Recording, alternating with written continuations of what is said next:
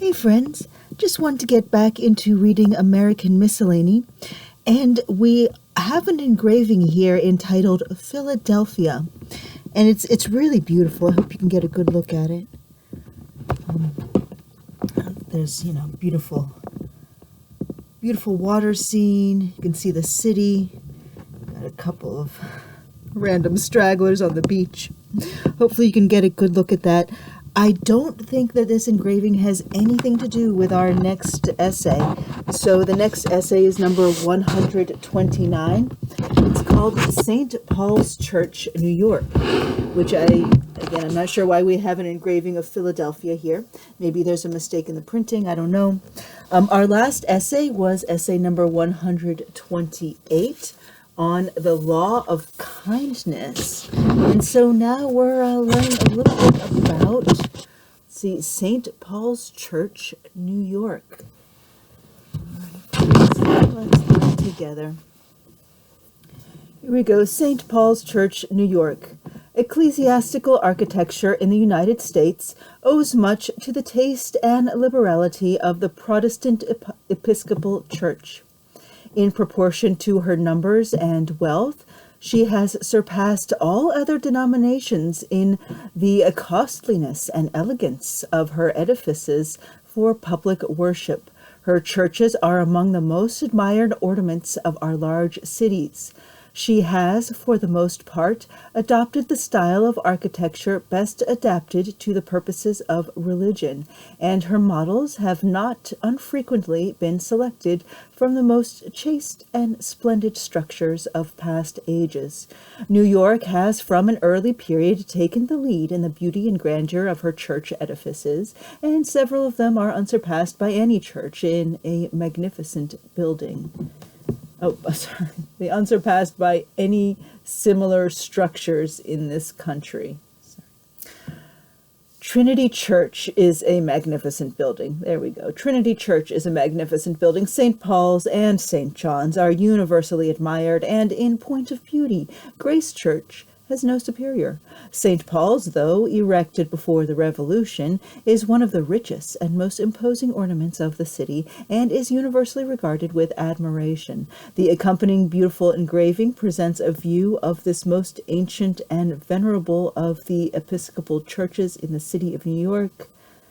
You know what? I suspect somewhere there's going to be an essay on Philadelphia, which has a really beautiful engraving on St. Paul's Church. But here we go. Hopefully we can reference that later. Okay, so it's taken from a position near the corner of Fulton Street and Broadway. It, of course, presents the south side, of course. The eastern portico and the steeple of this beautiful church. The plate shows also the junction of Broadway and Vesey Street, and on the opposite corner from the church, the Astor House, one of the largest and the most costly buildings of the kind in the Union. This immense pile was erected by John J. Astor of granite from the eastern quarries at the cost of $500,000 for the purpose, as nearly all his investments have been, of personal emolument combined with public utility.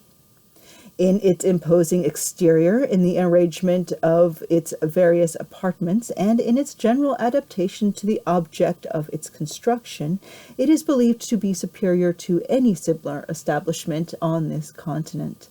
The space it occupies in the engraving seems to require this brief notice.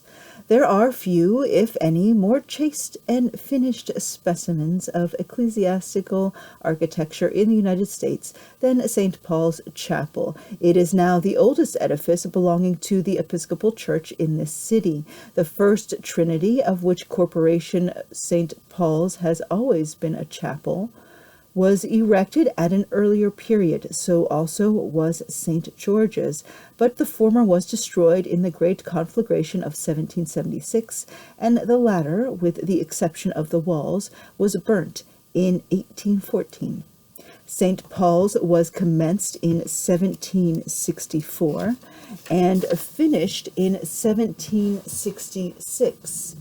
It was then a beautiful edifice, but there have since been made some alterations, which have greatly improved in general appearance and given it the strikingly chaste and harmonious proportions exhibited in the engraving. It was erected by the vestry of Trinity and chiefly at the expense of that corporation. Divine service was performed for the first time in St. Paul's on the 30th of October, 1776. The Reverend Samuel Auchmuty, Auchmuty, Samuel Auchmuty, D.D., was then rector of Trinity, and the Reverend Charles Inglis, since Bishop of Nova Scotia, and the Reverend John Ogilvie, Ogilvie, John Ogilvie, D.D., were assistant ministers. St. Paul's Chapel is situated on the west side of Broadway near its junction with Chatham Street, the grounds connected with it being bounded on the north by Vesey, on the east by Broadway, and on the south by Fulton, and on the west by Church Street. The ground on which it stands with the surrounding cemetery is 400 feet in length by 180 in breadth, and is enclosed by a substantial iron railing. The material of which it is constructed is a dark gray stone. The order of architecture is chiefly Corinthian. Its thick and massive walls form a parallelogram containing 18,212 square feet, the main body of the edifice being 112 feet, 6 inches in length, and 73 feet in breadth. Its east end fronts on Broadway and presents a handsome portico, composed of 4 Roman Ionic columns supporting a chaste and beautiful pediment. The depth of the portico is 18 feet 6 inches, and it is raised about 3 feet above the surface of the ground. On the west end of the chapel there is a tower projection of 7 feet 6 inches and a tower portico of 13 feet. These projections added to the main building make its whole length 151 feet 6 inches. In the place of the present elegantly proportioned and handsome steeple, there was originally a small ill-shaped dome, which served rather as a covering for the tower than as an ornament to the edifice. The feeling has generally prevailed among churchmen that the eastern end of their churches was the appropriate place for the chancel. In accordance with this feeling, the tower and dome, and afterward the steeple of St. Paul's, were erected on the western end, and the east being reserved for the chancel as its proper position. The height of the tower is 100 feet, and it is constructed of the same material as the main building. Above the roof there are 2 sections. The lower one, with the exception of what are called rusticated corners, is perfectly plain. The upper one has pilasters on the angles and 2 Ionic columns in the center. These columns sustain a single pediment, over which, between 2 consoles inverted, is placed the dial of the clock. In this upper section are 2 bells, which formerly belonged to Trinity. The quadrangular section immediately above the tower is of the Ionic order, with appropriate columns, pilasters, and pediments. The other 2 sections are octangular, of the Corinthian and composite orders, supported by columns at the angles. The faces of the highest section are well paneled and taper gradually to the large gilt ball which crowns the apex. The steeple rises 103 feet above the tower to the top of the vane, making the whole height 203 feet from the ground. It is built of wood, but it is painted to resemble stone, and has much the appearance of being really so. It was not erected until some time subsequent to the Revolution. The fine proportions and beauty, which now render it scarcely inferior to any other in either city or country, are owing to its having been, with 1 or 2 unimportant exceptions, an exact imitation of the steeple of a church, which was designed by the great architect Sir Christopher Wren, generally known as St. Martin's in the Fields, a church in London much celebrated for its architectural elegance. The front of the chapel is generally more admired for its harmonious proportions and general beauty than any other part of the building, not even the steeple being excepted. The portico is a superb specimen of science and art. 4 Roman Ionic columns support a pediment, which is ornamented by fine projecting cornices.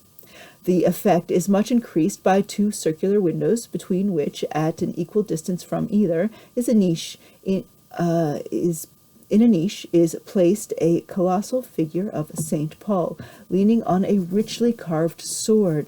The altar window under the pediment it adds greatly to the beauty of this part of the chapel. It has 3 compartments, the center of which runs into an arch and is separated from the side ones by 2 Ionic pilasters. This window, the glass of which is colored, lights the chancel. From the portico there are 2 entrances to the interior of the chapel, one on either side of the window, with an arch suitable to its position. In the small vestibule at these entrances, a spiral staircase leads to the galleries. A splendid monument in basso relievo, erected to the memory of Major General Richard Montgomery by the Congress of the United States, occupies the middle of this window. The following is the inscription upon the monument. This monument is erected by order of Congress, 25th January 1776, to transmit to posterity a grateful remembrance of the patriotism, conduct, enterprise, and perseverance of Major General Richard Montgomery, who after a series of successes amidst the most discouraging difficulties, fell in the attack on Quebec, 31st of December, 1775, aged 37 years.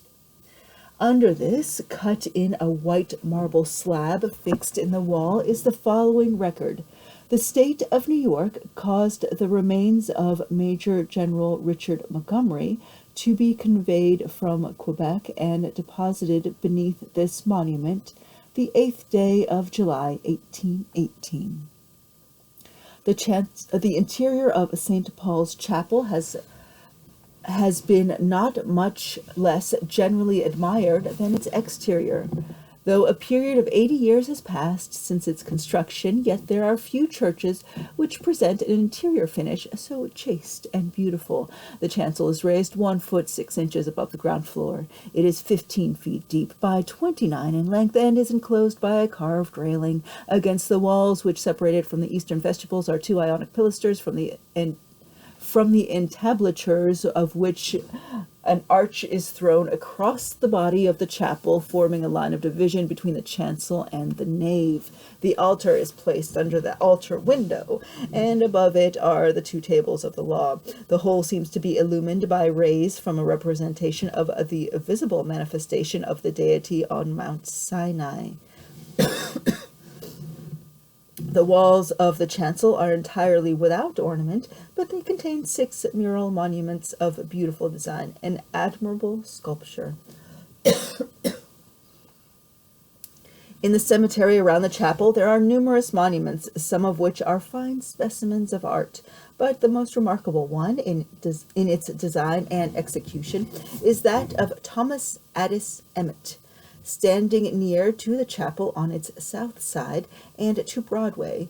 The material is white marble of 30 feet elevation, having on the face towards Broadway a bust of Mr. Emmet, sculptured in basso relievo, and on 3 sides inscriptions in the Latin, English, and Irish languages. The Latin by John Dewar, LL.D., the English by the Honorable Julian V. Verplanck, and the Irish by the late Right Reverend Dr. England, Roman Catholic Bishop of Charleston, South Carolina. The inscription in the English language is in the finest taste and exceedingly beautiful, and it should have a place in every full description of St. Paul's Chapel. It is as follows. In memory of Thomas Addis Emmet, who exemplified in his conduct and adorned by his integrity the policy and principles of the United Irishmen, to forward a brotherhood of affection, a community of rights, an identity of interests, and a union of power among Irishmen of every religious persuasion, and as the only means of Ireland's chief good, an impartial and adequate representation in an Irish Parliament. For this mysterious fate of virtue, exiled from his native land. In America, the land of freedom, he found a second country, which paid his love by reverencing his genius. Learned in our laws and in the laws of Europe, in the literature of our times, and in that of antiquity, all knowledge seemed subject to his use. An orator of the first order, clear, copious, fervid, alike powerful to kindle the imagination, touch the affections, and sway the reason and will, simple in his tastes, unassuming in his manners, frank, generous, kind-hearted, and honorable. His private life was beautiful, as his public course was brilliant, anxious to perpetuate the name and examples of such a man, alike illustrious by his genius, his virtue, and his fate, consecrated to their affections by his sacrifices, his perils, and the deeper calamities of his kindred, in a just and holy cause. His sympathizing countrymen erected this monument and cenotaph. Born at Cork, 24th of April, 1764. He died in this city, 14th November, 1827.